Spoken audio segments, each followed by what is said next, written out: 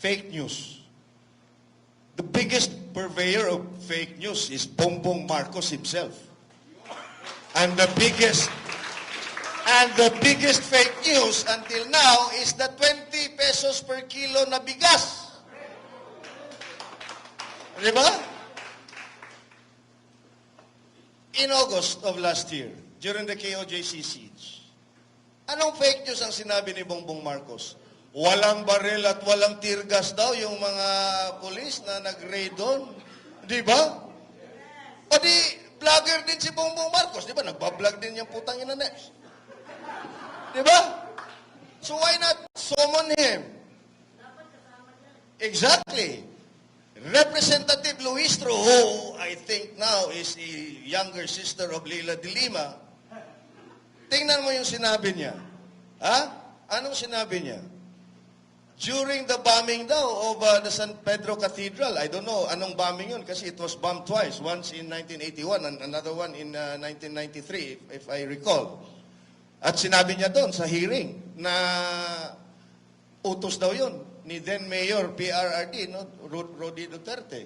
Samantalang piskal pa noon si PRRD.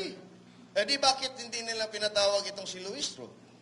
And it's on record in the transcript of the stenographic notes of their hearing. Di ba? So again, kami po, no? Kami ni June, by June, mga Bisaya lang kami, but we chose to come here para maipakita namin sa kanila na kami po doon sa Cebu at the Bisaya speaking part of the country. Yeah, and with our lawyer, our able lawyer here, no? Attorney Erin, na ginawa na lang paralegal kanina.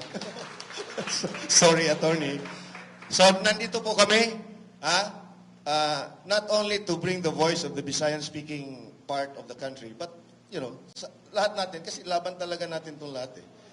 Kung walang tatayo at walang titindig at walang makikibaka sa ating basic rights, talagang wala. Kasi wala na tayo. This is a totalitarian government. This is an absolute authoritarian regime. Make no mistake about it. And the only remaining option that we have, the last bastion of our democracy, is the Supreme Court. That's why we were there and we hope na sasagutin tayo at papaboran tayo sa ating hinihingi. Alright, salamat po.